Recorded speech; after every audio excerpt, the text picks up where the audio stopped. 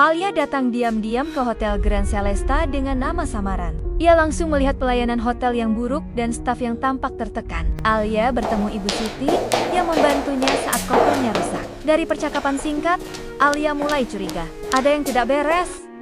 Alia menyelidiki lebih dalam, mendengar keluhan staf secara dayam-dayum, dan mendapati bukti-bukti penipuan. Puncak konflik terjadi saat Alia dipergoki oleh Pak Damar di ruang administrasi hotel. Ketegangan memuncak arai ate Rupo Joko. Namun Ibu Siti datang menolong, membawa Alia kabur. Disinilah Ibu Siti mulai membuka sedikit rahasia yang membuat Alia terkejut. Alia memutuskan muncul di hadapan semua staf, mengungkap identitasnya sebagai pemilik sehotel. Pak Damar mencoba membela diri, tetapi Alia sudah punya semua bukti. Dengan bantuan Ibu Siti, Alia membongkar skandal manajer dan berjanji akan mengembalikan kejayaan Grand Celesta, dimulai dengan memberdayakan staf yang setia. Hujan baru saja reda ketika sebuah taksi berhenti tepat di depan pintu putar Hotel Grand Celesta. Dari dalam, seorang wanita muda melangkah turun sambil merapikan syal abu-abu di lehernya. Wajahnya tampak lelah, tapi sorot matanya memancarkan tekad yang tak bisa diabaikan. Alia berdiri sejenak di depan lobi. Matanya menatap bangunan yang dulu jadi kebanggaan ibunya. Dulu, setiap jendela hotel ini bersih berkilau. Lampu-lampunya terang benderang menyorot malam, seolah memberitahu semua orang, disinilah mimpi-mimpi besar bisa lahir. Tapi sekarang, cat dinding mulai kusam. Taman di depan lobi dipenuhi daun kering, dan pintu kaca berdebu seolah jarang dilap. Sambil menarik napas, Alia merapikan koper yang rodanya sempat macet. Ia mendorongnya masuk, mendengar bunyi roda berdecit di lantai marmer. Di balik meja resepsionis, seorang pegawai laki-laki berdiri setengah malas, lebih sibuk menatap layar ponselnya ketimbang menyambut tamu. "Selamat datang di Grand Celesta, mau checking?" tanyanya datar, bahkan tanpa senyum. Alia menahan kesal. Ia menarik bibirnya membentuk senyum kecil. "Iya, 1 kamar, 2 malam, atas nama Lia Putri," jawabnya. "Sengaja memakai nama samaran." "Identitasnya, Mbak." Alia menyerahkan paspor lamanya. Tanpa banyak bicara, resepsionis mengetik data, lalu menyerahkan kartu kamar. Tidak ada ucapan selamat datang, tidak ada porter yang membantu membawakan koper. Dulu, setiap tamu disambut dengan bunga segar di resepsionis. Sekarang, bahkan ucapan hangat pun tak ada. Alia menarik koper sendirian menuju lift. Di lorong, lampu redup. Beberapa sudut karpet tampak kusam. Hatinya semakin miris. Ia menekan tombol lift, berharap kamar setidaknya masih layak. Saat pintu lift terbuka, Alia mendorong kopernya masuk. Rodanya macet, koper miring, nyaris jatuh. Saat itulah seseorang menahan koper itu dari samping. "Hati-hati, Nak. Rodanya udah jelek ya." Suara serak lembut menenangkan telinganya. Alia menoleh, melihat sosok perempuan setengah baya, mengenakan seragam biru tua dan kerudung lusuh. Di dadanya tersemat pin. "Siti, kebersihan." "Terima kasih, Bu." Alia membaca pin nama itu. "Ibu Siti ya?" Ibu Siti hanya mengangguk. Bibirnya membentuk senyum tulus yang entah kenapa membuat hati Alia hangat. "Hati-hati di hotel ini, Nak," gumamnya pelan, seolah tak sengaja. "Hah? Maksudnya?" Alia terkejut, tapi Ibu Siti hanya tersenyum samar, membungkuk, lalu mendorong troli kebersihan ke lorong lain. Tinggal Alia berdiri mematung, menatap punggung wanita tua itu. Sesampainya di kamar, Alia langsung melempar tubuh ke kasur. Spray masih bersih, tapi lampu di sudut ranjang berkedip-kedip. Di meja, remote TV retak di ujung. Ia menatap langit-langit, sambil meremas ujung selimut. "Kenapa bisa begini?" bisiknya pada diri sendiri. Ia bangkit, berjalan ke jendela besar. Pemandangan kota malam tampak temaram. Lampu jalan memantul di genangan air hujan. Alia membuka dompet, menarik selembar foto kecil, potret ibunya, mengenakan kebaya, berdiri di depan hotel yang sama, tapi dulu tampak megah. "Bu, aku di sini. Sesuai janji aku. Aku bakal becelan semua ini," bisiknya sambil menahan air mata.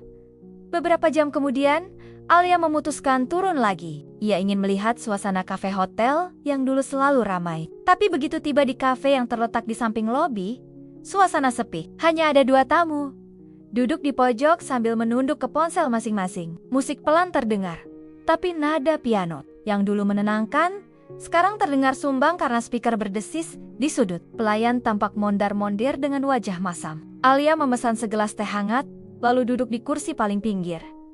Matanya tajam mengamati. Dari balik pilar, ia melihat seorang staf dapur ditegur keras oleh seseorang bersetelan jas hitam, manajer hotel, Pak Damar. Wajahnya dingin, suaranya terdengar sampai ke tempat Alia duduk. Kamu pikir saya bayar kamu buat apa? Telat kirim orderan 5 menit aja? Udah bikin hotel rugi? Kalau nggak bisa kerja, keluar sekarang juga. Staf itu hanya menunduk, menahan kata. Alia meremas gagang cangkirnya. Pikirannya mendadak penuh rencana. Ia tahu, ini baru permukaan. Ia harus menggali lebih dalam. Teh di cangkirnya sudah dingin saat Alia kembali ke kamar. Malam itu, ia duduk di depan meja, menyalakan laptop, mencatat satu persatu kejanggalan. Suara hujan gerimis di luar membuat kamar makin sunyi. Alia membuka folder rahasia berisi email-email lama ibunya. Beberapa nama muncul. Salah satunya, Siti, kebersihan. Mata Alia membulat. Ibu Siti? Kenapa nama itu ada di catatan ibunya? Ia menatap layar sambil menggigit bibir. Tangannya mengepal di atas meja. Aku janji, Bu. Aku akan bongkar semua ini. Grand Celesta akan kembali jadi milik kita. Apapun caranya. Pagi datang dengan sinar matahari yang malu-malu menembus jendela kamar Alia. Ia terbangun dengan kepala masih penuh rencana. Kopi instan di cangkirnya sudah dingin sejak semalam.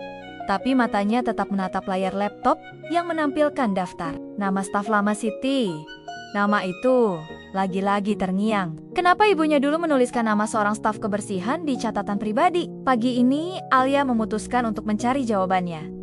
Setelah mandi singkat, Alia turun ke lobi. Ia sengaja memilih duduk di sofa dekat pilar, pura-pura membuka buku, padahal matanya tajam mengamati. Pak Damar, manajer hotel, lewat di depannya dengan dada membusung, membentak resepsionis yang tampak menahan kantuk. Alia mencatat semua detail kecil di ponselnya. Sesaat kemudian, dari lift muncul Ibu Siti dengan troli kebersihan. Gerak-geriknya pelan, langkahnya tertatih, tapi senyum di wajahnya tak pernah hilang, meski orang-orang di sekitarnya seolah tak melihat. Alia segera bangkit, pura-pura menabrak troli Ibu Siti. Beberapa botol pembersih jatuh ke lantai. Astaga, maaf Bu, saya nggak sengaja. Alia berjongkok membantu memungut botol. Nggak apa-apa, Nak, hati-hati ya. Ibu Siti menatap Alia lebih lama dari biasanya. Ada sorot ragu, seolah ingin bicara, tapi takut. Ibu Siti, boleh saya bantu Ibu? Sebentar, saya bosan di kamar. Alia berusaha terdengar santai. Ibu Siti tampak terkejut, tapi akhirnya mengangguk kecil. Mereka berjalan beriringan di lorong lantai 2. Lorong yang sama, di mana cat dinding mulai terkelupas. Di ujung lorong, Ibu Siti berhenti, memeriksa ember pel lantai. Bu, boleh saya tanya sesuatu? Alia memberanikan diri. Ibu sudah lama kerja di sini? Ibu Siti menatap Alia. Matanya yang keriput menyiratkan kelelahan yang entah sudah berapa tahun dipikul. Sudah Nak, sejak hotel ini pertama buka. Dulu, saya dipercaya langsung sama Ibu Dewi. Alia tertegun. Ibu Dewi? Ibunya? Berarti Ibu kenal baik sama almarhumah? Ibu Siti hanya mengangguk. Tangannya gemetar memeras kain pel. Suaranya bergetar, nyaris berbisik. Ibu kamu orang baik, Nak. Dia nggak pernah mandang saya cuma tukang bersih-bersih. Tapi orang-orang sekarang, mereka beda. Alia menahan napas. Bu, sebenarnya saya ini Alia, putri Ibu Dewi. Ember pel hampir terjatuh. Ibu Siti buru-buru mendekapnya. Matanya berkaca-kaca. Ya Allah, saya kira kamu di luar negeri. Saya pikir nggak bakal pernah ketemu lagi. Alia meraih tangan Ibu Siti. Bu, saya di sini mau cari tahu apa yang sebenarnya terjadi sama hotel ini. Tolong bantu saya. Ibu Siti menatap Alia lama, seolah menimbang apakah kata-kata ini aman keluar dari mulutnya. Perlahan, ia mengajak Alia ke ruang laundry tua di ujung lorong. Ruangan kecil itu kosong, hanya terdengar dengung mesin cuci. Di sanalah, Ibu Siti akhirnya bicara pelan-pelan, seperti membisikkan dosa. Sejak Ibu Dewi meninggal, Pak Damar yang megang semua. Dulu dia cuma supervisor, tapi entah gimana, dia bisa pegang kendali. Banyak pegawai lama dipecat, tamu-tamu sering komplain, tapi dia manipulasi laporan ke kantor pusat. Kamu lihat sendiri kan, sekarang hotelnya kayak apa? Alia menelan ludah. Kenapa nggak ada yang berani lapor? Ibu Siti menunduk.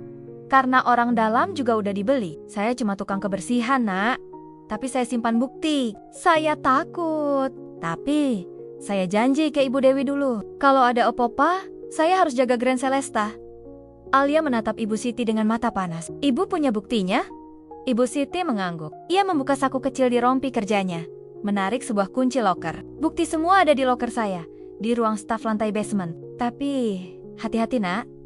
Pak Damar punya orang suruhan. Dia nggak segan ngusir siapa aja yang ganggu. Tiba-tiba, suara pintu berderit membuyarkan bisikan mereka. Alia menoleh. Pak Damar berdiri di ambang pintu, tangan bersedekap, tatapan tajam. Menusuk Ibu Siti dan Alia bergantian. Loh, tamu hotel? Kok ngobrol sama cleaning service di ruang laundry? Suaranya dingin, nyaris sinis. Mbak, ini ruang staf. Kalau mau jalan-jalan, di taman depan sana lebih cocok. Alia berusaha tetap tenang. Saya cuma mau bantu Ibu Siti. Tadi saya bikin embernya jatuh. Saya mau ganti rugi. Pak Damar tertawa kecil. Tatapannya meremehkan. Hahaha, tamu mau bantu tukang pel. Lucu juga. Ya sudah, kalau sudah selesai, silakan naik lagi ke kamar. Ibu Siti, kamu ikut saya. Banyak lantai yang masih kotor kan? Ibu Siti menunduk, menahan getar di bibirnya. Alia menggenggam kunci loker erat-erat di saku. Celana, pura-pura tak terjadi apa-apa. Pak Damar menatapnya tajam sebelum berbalik. Hati-hati, Mbak Lia, hotel ini banyak kejutan. Langkahnya bergema di lorong sepi. Ibu Siti sempat menatap Alia dengan tatapan khawatir, sebelum akhirnya dipaksa berjalan mengikuti Pak Damar. Alia berdiri membeku di ruang laundry. Detak jantungnya memburu. Tangannya berkeringat memegang kunci. Ia tahu, malam ini, mau tidak mau, dia harus ke basement. Dan siap menghadapi apapun yang menunggunya di sana. Malam turun pelen-pelen di langit Grand Celesta. Dari balkon kamar, Alia menatap kolam renang yang airnya kusam. Lampu-lampu taman yang meredup, seolah ikut murah menunggu keadilan. Di saku celananya, kunci loker pemberian Ibu Siti terasa berat, seolah berdenyut menuntut dibuka. Alia menarik napas panjang, lalu menutup pintu kamar pelan-pelan. Ia memilih menaiki tangga darurat ke basement. Setiap langkah menuruni anak tangga membuat keringat dingin merayap di lehernya. Matanya menatap sekeliling, memastikan tak ada yang mengikuti. Basement hotel gelap, bau apok bercampur aroma deterjen. Deretan loker pegawai berbaris kusam di sudut ruangan. Alia mengendap mendekat, membaca satu persatu nama di pintu besi berkarat. Siti. Alia berlutut, memasukkan kunci dengan tangan gemetar. Klik. Pintu loker terbuka, derit engselnya terdengar. Seperti teriakan di ruang hampa. Di dalamnya hanya ada kotak sepatu usang, dibalut plastik bening. Alia menariknya keluar, membuka perlahan. Di dalamnya tumpukan kertas laporan keuangan slip transfer dan beberapa foto. Matanya membesar saat melihat foto Pak Damar sedang menerima amplop dari seseorang yang tak asing. Pegawai bagian pembelian yang dulu dipecat ibunya karena ketahuan main belakang. Ada juga catatan tangan Ibu Dewi, berisi detail pengeluaran, fiktif, pemborosan, dan rekayasa data tamu hotel. Alia merinding. Semua puzzle yang selama ini berserakan di kepalanya kini menyatu. Tangannya menutup kotak itu erat-erat. Ia tahu, malam ini juga semuanya harus berakhir. Tak menunggu lama, Alia naik lagi ke lantai lobi. Ia duduk di kafe hotel, menunggu Ibu Siti dengan gelisah. Tak lama, Ibu Siti datang tergopoh. Matanya sembab, nafasnya terengah. Nah Alia, hati-hati. Saya takut Pak Damar tahu kamu dapatkan itu. Alia menenangkan, meraih tangan Ibu Siti. Ibu tenang. Besok pagi saya akan kumpulkan semua staf, biar semua lihat siapa dia sebenarnya. Ibu Siti menatapnya dengan mata berkaca. Kamu benar-benar mirip Ibu Dewi, tabah, berani. Pagi harinya, suasana lobi Grand Celesta tak seperti biasanya. Semua staf dikumpulkan di area lounge atas perintah tamu misterius yang ternyata pewaris sah hotel. Alia berdiri di depan, berdampingan dengan Ibu Siti yang menunduk, menahan gugup. Pak Damar datang paling belakangan, langkahnya santai, senyum sinis terpasang. Wah, ini apa? Rapat dadakan? Siapa kamu? Mau memanggil semua orang seperti ini? Alia menatapnya tajam. Saya Alia Dewi Prameswari, putri tunggal pendiri hotel ini. Suara bisik-bisik langsung pecah di antara para staf. Beberapa pegawai senior yang dulu kenal Ibu Dewi langsung menunduk hormat. Pak Damar terkesiap. Tawanya kaku. Lucu sekali. Mana buktinya? Jangan kira saya takut sama dongeng warisan. Alia mengangkat setumpuk berkas. Ini buktinya, laporan keuangan palsu, foto-foto suap, dan testimoni orang yang paling setia menjaga hotel ini, Ibu Siti. Semua mata tertuju pada Ibu Siti yang tampak terkejut. Tapi Alia meraih tangannya, menegakkan bahunya.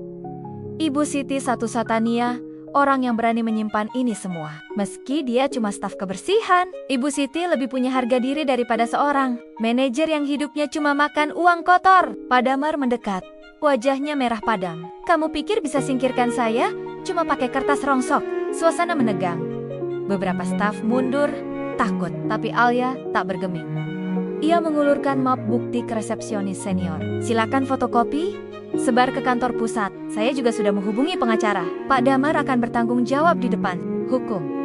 Pak Damar mencoba merebut map itu. Tapi pegawai lain sigap menghalangi. Seorang satpam yang selama ini hanya diam pun akhirnya berdiri di sisi Alia. Ibu Siti menggenggam tangan Alia erat-erat. Bibirnya bergetar menahan haru. Terima kasih, Nak Alia. Ibu Dewi pasti bangga di sana. Suasana yang tegang perlahan berubah. Beberapa staf mulai bertepuk tangan kecil. Satu persatu, pegawai yang dulu dipaksa diam akhirnya berani bersuara. Membongkar bagaimana mereka ditekan Pak Damar selama ini. Pak Damar berteriak-teriak. Tapi tak ada lagi yang mendengarkan. Satpam hotel menggiringnya keluar. Suaranya hanya jadi gema di lobi mewah yang dulu pernah megah. Hari itu, Grand Celesta seolah bernapas lagi. Alia duduk di kursi resepsionis, menatap logo hotel warisan ibunya. Ibu Siti duduk di sampingnya, menahan senyum di antara kerutan wajah letihnya. Bu, Ibu tetap di sini ya. Saya butuh Ibu untuk bangun hotel ini lagi. Ibu Siti hanya mengangguk. Air matanya jatuh, menetes di punggung tangan Alia yang hangat. Di luar, matahari mulai naik tinggi, memantulkan kilau di kaca lobi. Grand Celesta punya harapan baru. Alia tahu, jalannya masih panjang, tapi hari ini dia berhasil menepati janji pada almarhumah ibunya. Melindungi apa yang ditinggalkan dengan penuh cinta dan keberanian. Dan di sudut lorong sepi yang dulu kusam, lampu-lampu kembali menyala, bersama mimpi-mimpi yang perlahan pulang ke rumahnya.